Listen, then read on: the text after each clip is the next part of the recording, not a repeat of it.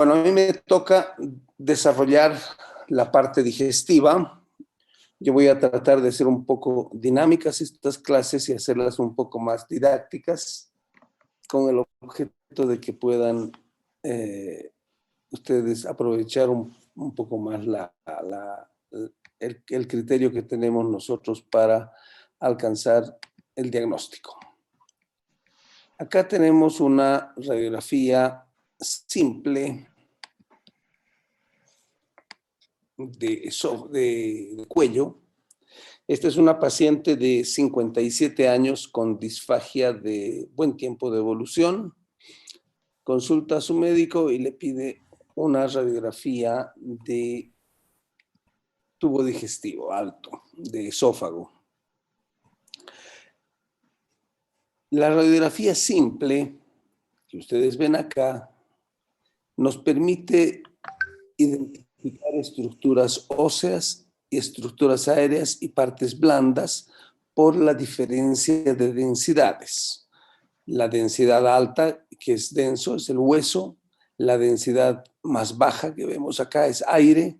Y entre medio está la densidad de partes blandas. La radiografía simple, como esta, no permite discriminar dónde están muchas estructuras. Por ejemplo, no podríamos decir con esta imagen dónde está el esófago. Para valorar el esófago, entonces, necesitamos opacificarlo y nosotros lo opacificamos con un material de contraste que se llama bario. El bario tiene una muy alta densidad, mayor incluso a la del hueso, lo que permite dibujar los contornos de las estructuras. Y aquí estamos viendo la región faringoesofágica. Esto es el esófago, la parte de la faringe, y acá vemos esta bolsa que sale del contorno lateral izquierdo del esófago alto, del esófago cervical. Obviamente, cuando hacemos una radiografía, la radiografía es un plano, entonces no tenemos profundidad. Y para visualizar las estructuras en sus tres dimensiones, hacemos radiografías en distintas incidencias, oblicuas o una lateral. Y acá vemos esta formación, esta sacular. Acá ya ha pasado el contraste que teníamos en el lumen esofágico y se ha quedado acumulado el contraste en ese saco. Esto es una formación diverticular del esófago. Ya es un divertículo del espacio de Killian-Jamieson. Es bien alto, está por debajo del cricofaringio. Y si esta saculación se fuese hacia el plano posterior del esófago, hablaríamos de un divertículo de Zenker. Son los dos divertículos más importantes arriba. Pero no es el objetivo que ustedes sepan qué es el divertículo de Zenker o cómo se ve, sino el objetivo de estas imágenes es mostrarles que para ver estructuras de tubo digestivo necesitamos la utilización de material de contraste y en este caso el bario. Bien.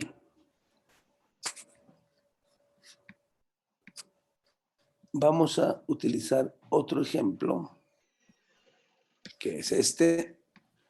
Esta es una paciente la cual tiene una distensión abdominal importante. Nuevamente, la radiografía de abdomen simple nos está mostrando las estructuras que contienen aire, negro, las estructuras óseas y las partes blandas. Esa es la gran limitación que tiene la radiografía simple, no permite más que eso. En este caso estamos viendo un signo clásico del grano de café y podemos decir, es un vólvulo de sigmoides. Pero no podemos ir más allá. En el vólvulo de sigmoides, como en cualquier otro factor que produzca obstrucción intestinal, tenemos que valorar la viabilidad de las paredes intestinales y la localización de la obstrucción. En este caso, la tomografía computada es tremendamente útil. Nos permite ver el asa distendida, el lugar de la obstrucción. Ustedes ven acá cómo cambia de calibre drásticamente, pero además nos permite valorar otras cosas. Nos permite valorar cómo las estructuras vasculares. Acá hemos puesto contraste a este paciente, ya no es contraste como el bario, sino es contraste administrado por vía endovenosa para pacificar las estructuras vasculares. Estas son las ilíacas. Y estos son vasos mesentéricos, y ustedes ven cómo estos vasos mesentéricos están haciendo una vuelta justo en el lugar donde gira el intestino en el vólvulo, y obviamente si estas vueltas comprimen mucho estas estructuras vasculares, ya sea venosas o arteriales, van a provocar una isquemia intestinal y poner en riesgo la vida del paciente, porque ese es un cuadro muy grave. Por lo tanto, aquí estamos viendo la tomografía nos permite valorar justo el sitio del compromiso intestinal, de la obstrucción, si es que hay compromiso vascular o no y qué riesgos existen. Entonces, ahí vemos nosotros la utilidad de este método de imagen. Esto ya es lo mismo que esto, pero de las reconstrucciones que obtenemos de las imágenes de tomografía. Bien. Ese es entonces un vólvulo de sigmoides. Y finalmente, vamos a mostrar una cosita muy cortita. Este es un paciente que viene con dolor abdominal en fosa ilíaca derecha. Se le hace una ecografía y se ve esta estructura tubular que corresponde al apéndice cecal, y en su interior estas estructuras redondas como en diana. Obviamente hay una apendicitis aguda. La ecografía es muy útil cuando hay dudas de diagnóstico en apendicitis aguda. Este es un Doppler color, viendo el proceso inflamatorio alrededor de este apéndice dilatado.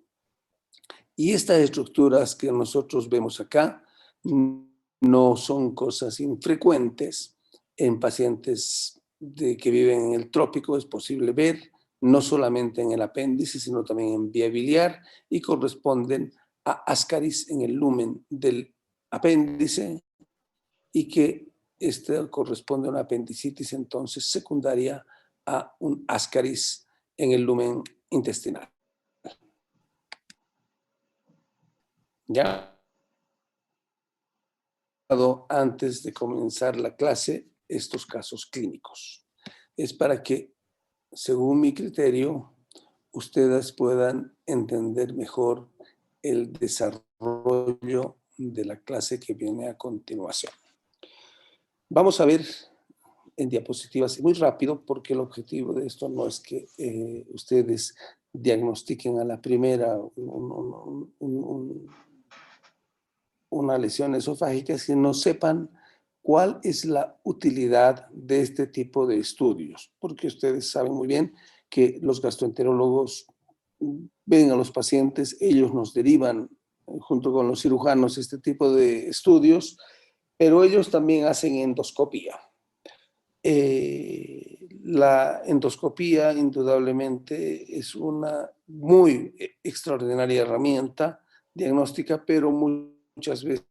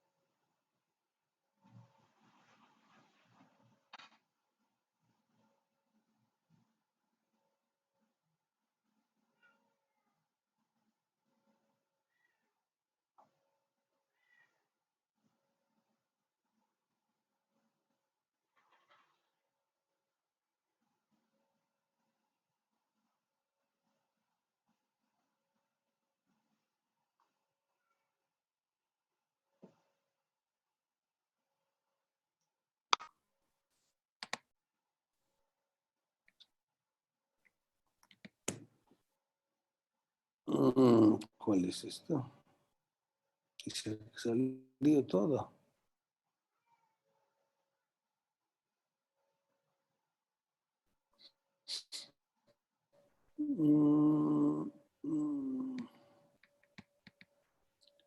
¿Aló? ¿Me escuchan? Hola, hola. ¿Aló? ¿Alguien me Sí, puede Doctor, se lo responder? escucha. sí, doctor, me Ya, escucha. ya. Una de las causas de disfagia es la acalasia. ¿Y cómo reconocemos habitualmente? Porque no es un signo, digamos, en la etapa temprana, sino ya en la etapa establecida de la acalasia. Dilatación del esófago, restos de contenido alimentario en el lumen esofágico dilatado y una estenosis filiforme, que algunos le llaman en cola de ratón, del extremo distal de la unión gastroesofágica de ese esófago, de contornos bien definidos. Aquí hay que tener mucho cuidado porque el cáncer de esófago también puede tener una imagen algo similar, pero los contornos van a ser mucho más irregulares, eso va a estar más hacia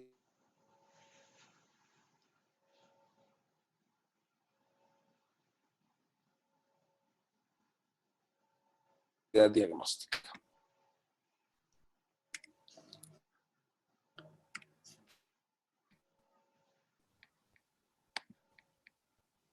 La otra condición que uno se enfrenta cuando ve una patología esofágica es la hernia hiatal.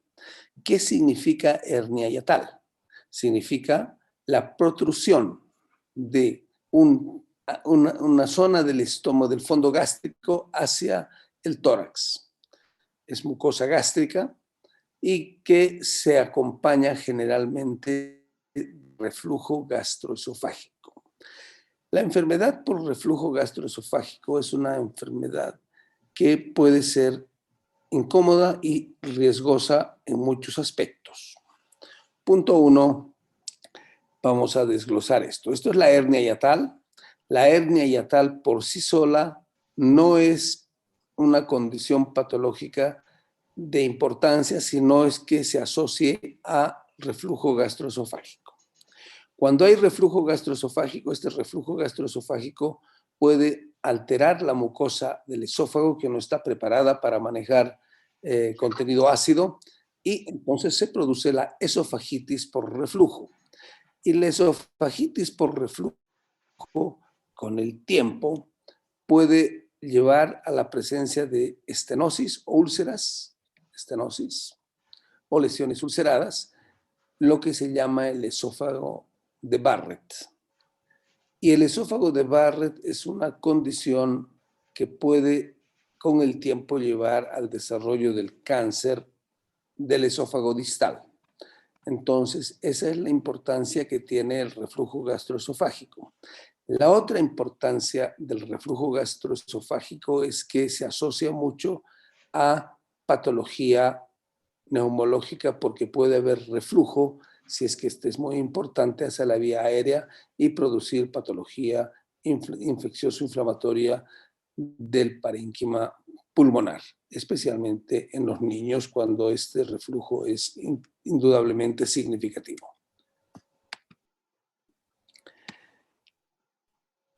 El cáncer de esófago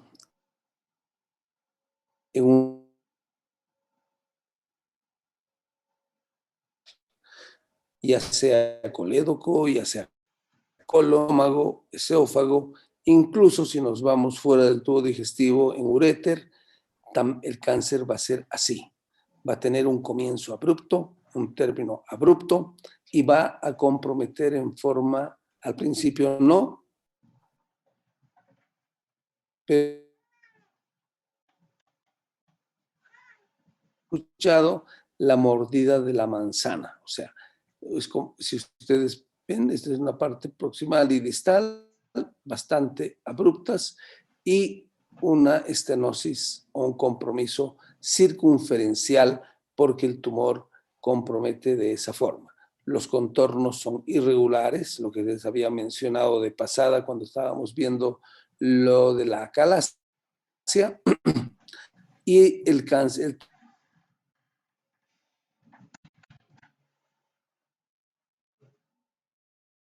El cáncer del esófago es que el esófago es una estructura que, a diferencia de las otras áreas del tubo digestivo, no tiene serosa. Por lo tanto, si hay compromiso de las distintas capas del esófago, habitualmente ya al no tener serosa hay compromiso del mediastino que está rodeando inmediatamente el esófago, y su diseminación es mucho más rápida y hace que, obviamente, el pronóstico del paciente sea menos favorable.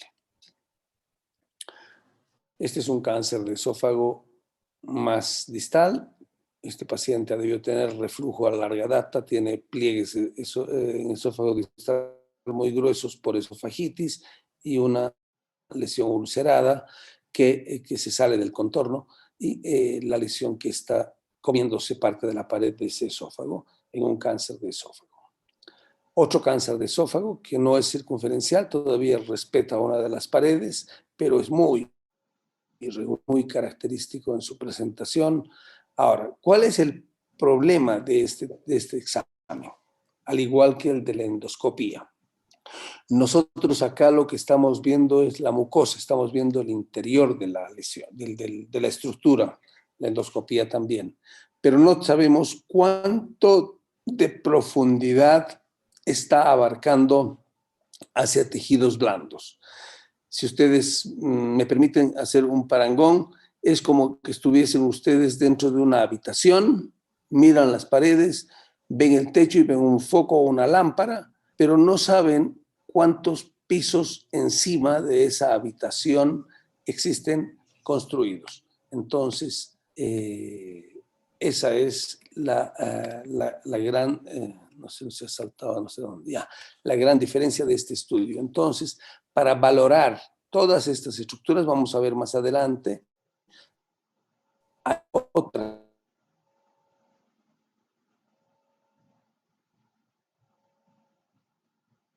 donde alcanza, pero esa es limitada porque nos va a mostrar solamente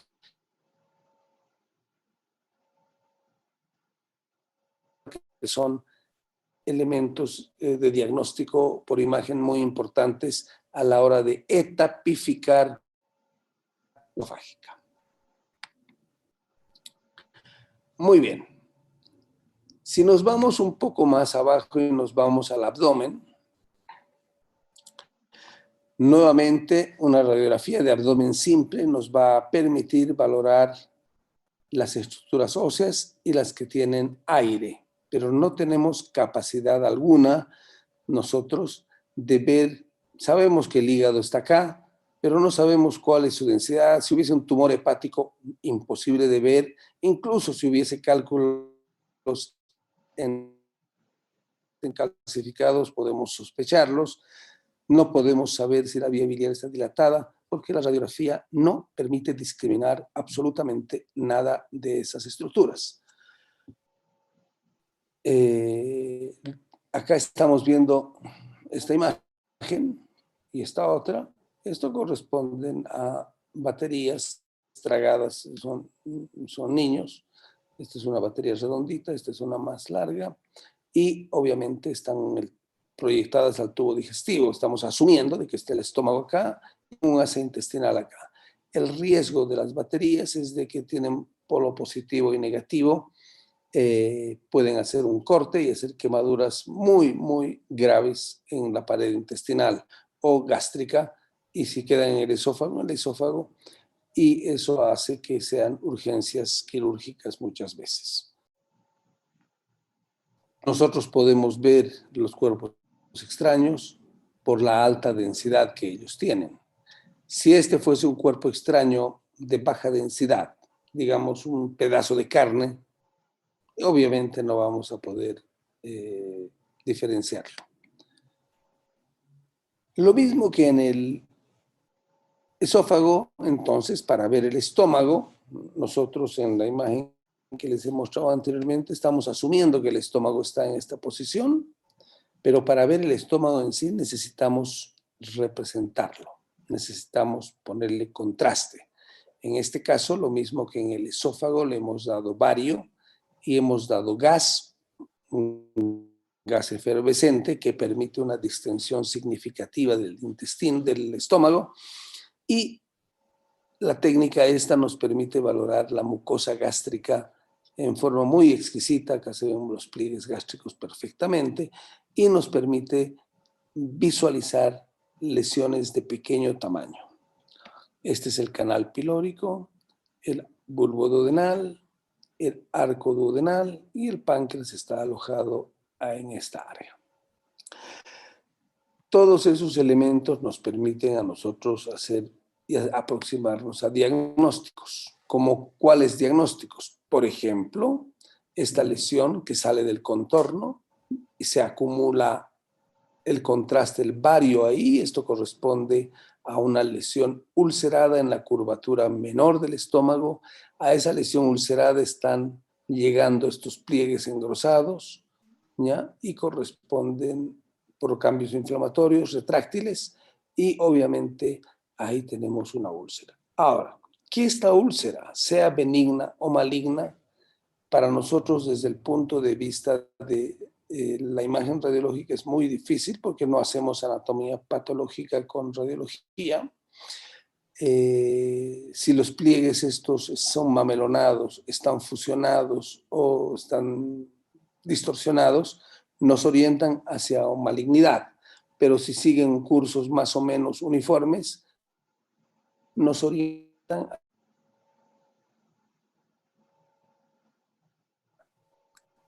categóricamente benigna o categóricamente maligna, va a requerir el estudio endoscópico para la obtención de una muestra para anatomía patológica.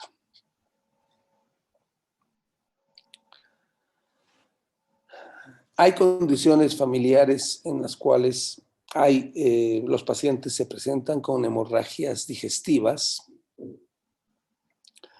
ya sea alta o baja, y que obligan a hacer estudios de extensión.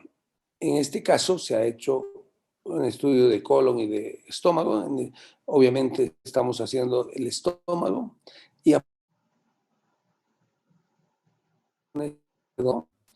a diferencia de la úlcera que acumula bario, los pólipos, que son levantamientos de la mucosa, no acumulan bario, sino más bien se rodean por bario. ¿Por qué? Porque son lesiones solevantadas y el bario que es pesado se queda en la parte más baja y los polipitos van saliendo como dedos de guante hacia el lumen gástrico. Entonces es posible que podamos ver, son de 2-3 milímetros y podemos alcanzar a verlos por la resolución de los equipos actuales de rayos X. Cuando hay esta condición, indudablemente no pueden quedarse ahí. O sea, este paciente va a requerir de todas maneras una endoscopia para ir a hacer una biopsia y definir si no existe alguno de estos pólipos o algunos pólipos con compromiso neoplásico, que vaya a requerir otro tipo de condición en su tratamiento. Pero de estas lesiones, porque un cáncer puede aparecer en un pólipo, es el cáncer gástrico avanzado, y como les he mencionado en el esófago, en las etapas ya avanzadas del cáncer, el compromiso es de carácter circunferencial. Ustedes ven acá cómo ha distendido este estómago y en este segmento de la región antropilórica distal del cuerpo gástrico, esto está absolutamente estenótico, hay irregularidades en los contornos y esto corresponde, tiene un comienzo y término abruptos, y esto corresponde a un cáncer gástrico. Para su confirmación, por supuesto, necesita anatomía patológica. También estudiamos más adelante el duodeno, Aquí vemos en forma muy exquisita cómo se ve el canal pilórico y el arco duodenal distendido, el bulbo duodenal y el arco duodenal distendidos, y obviamente nos permite evaluar muy bien. Al distender el arco duodenal, a veces vemos improntas. Acá ustedes ven que está menos distendido, y esto se debe a que la vena porta pasa por aquí. Obviamente impide que se distienda en forma completa en este paciente esa parte del intestino. ¿Hay patología duodenal? Por supuesto que hay patología duodenal. Hay patología inflamatoria, patología tumoral y algunos otros tipos de patologías, como en este caso un divertículo. Les había mostrado una saliente de la mucosa esofágica, y aquí está saliendo por la ampolla de Vater, próxima a la ampolla de Vater, una formación diverticular dependiente de la segunda porción del duodeno. ¿Cuál es la importancia de esto? Que puede condicionar, por acá va a pasar el colédoco y tiene que salir al duodeno, puede condicionar algún tipo de obstrucción, aspecto que puede ser la causa de la patología biliar en alguna condición patológica de estos pacientes. La mucosa duodenal tiene muchos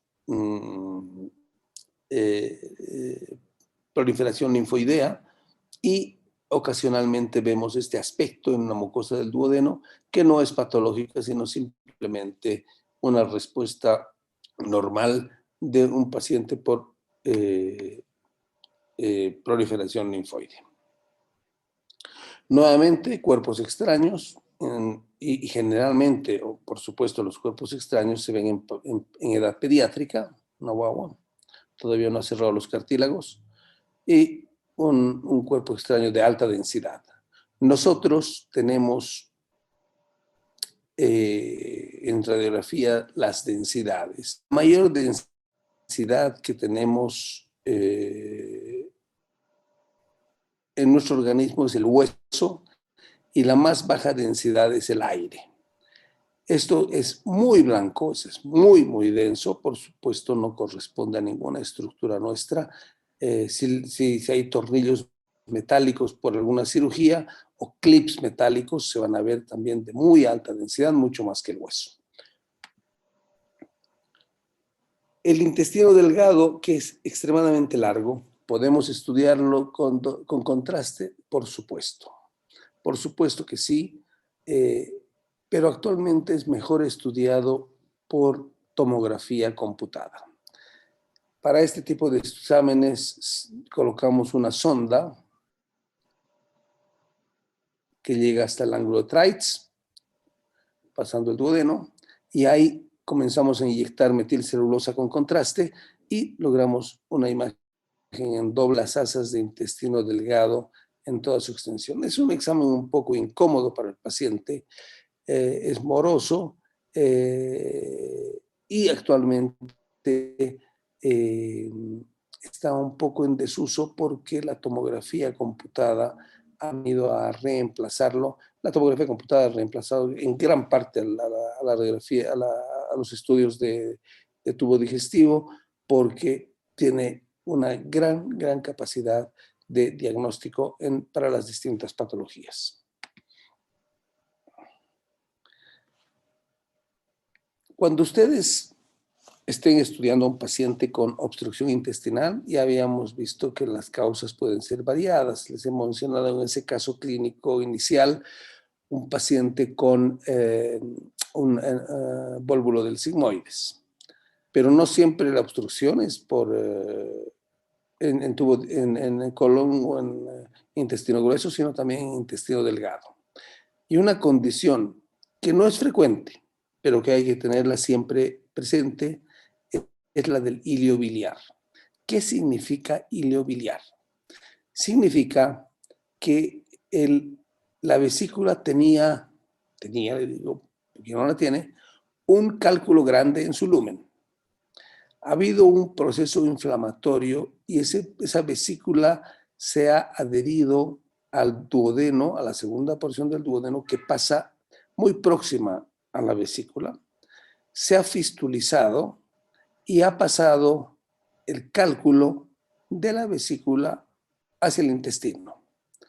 Va a migrar, va a ir por todo el intestino hasta un lugar donde ya no puede avanzar más porque es la válvula iliocecal, que es la parte más estrecha.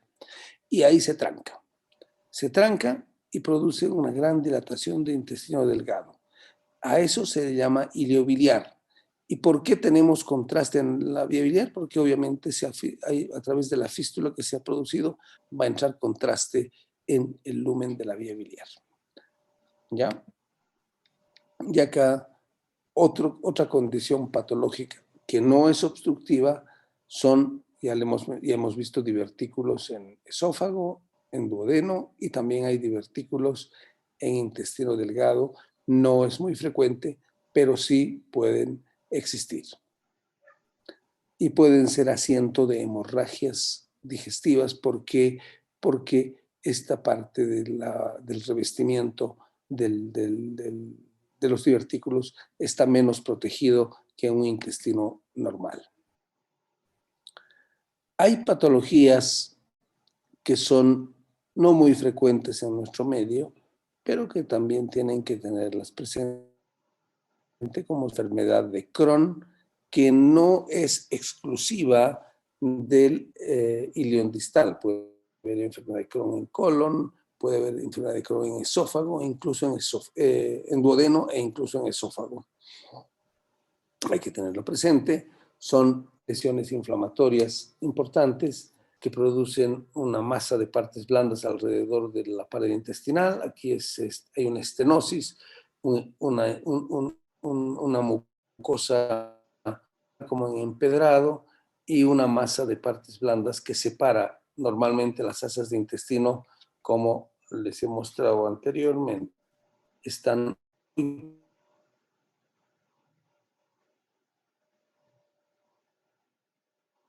inflamatorio de gran magnitud que a veces fistuliza a vejiga o a colon e incluso a la pared abdominal. Y ese es el riesgo.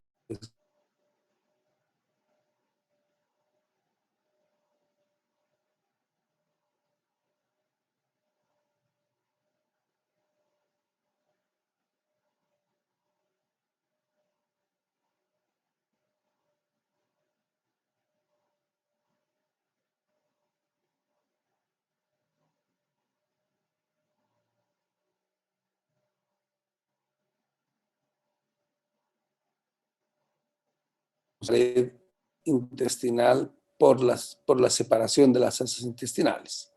Acá vemos la cosa en directo. Vemos cómo hay la estenosis, este es el lumen proximal, hay la estenosis, hay el engrosamiento de la pared que se pinta intensamente con el contraste por el proceso inflamatorio.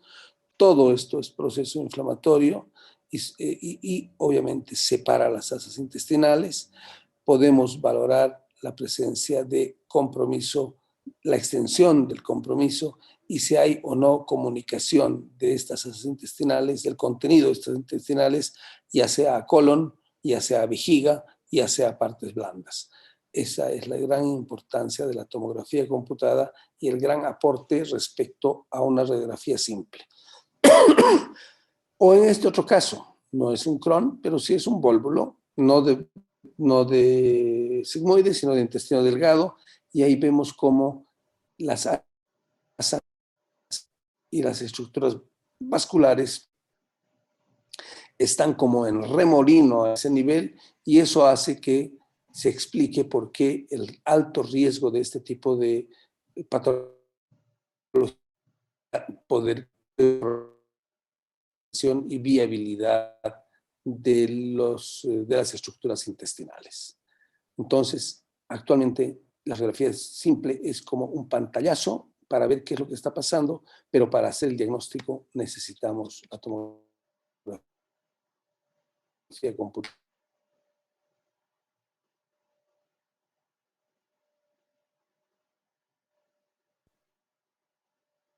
porque voy a terminar. El intestino delgado también lo podemos evaluar con bario y a eso se llama enema varitada, doble contraste, y las imágenes que obtenemos son de esta calidad, entonces nos permite en doble contraste valorar lesiones polipoideas o tumorales en cualquier área del colon. Obviamente, cuando en la edad pediátrica, la utilización de este tipo de diagnósticos son en algunas condiciones patológicas. En este caso es un microcolon. Ustedes ven que es muy delgadito. ¿Por qué? Porque ha habido falta de tunelización por atresia yeyunal, o sea, ha llegado el durante la fase embrionaria y fetal para desarrollar ese colon. El otro aspecto importante es el Hirschsprung, que es la dilatación patológica del intestino por falta del plexo de Auerbach. Muy bien, muchachos, se me va a cortar en un minuto esto. Vamos a volver sobre el colon la próxima clase para continuar y terminar en forma adecuada este segmento del tubo digestivo. Yo espero entonces encontrarlos a ustedes el próximo jueves a las 5 de la tarde para continuar con las clases. ¿Ya? Muy bien, hasta el próximo jueves entonces. Está bien, doctor, muchas gracias. ¿Aló? Muchas gracias, Ya, doctor. perfecto. Chao, chao.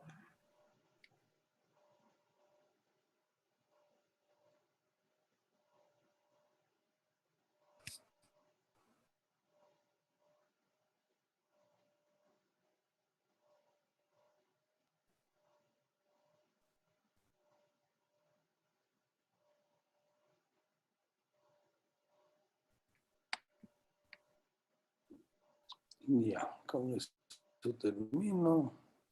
Ya, perfecto.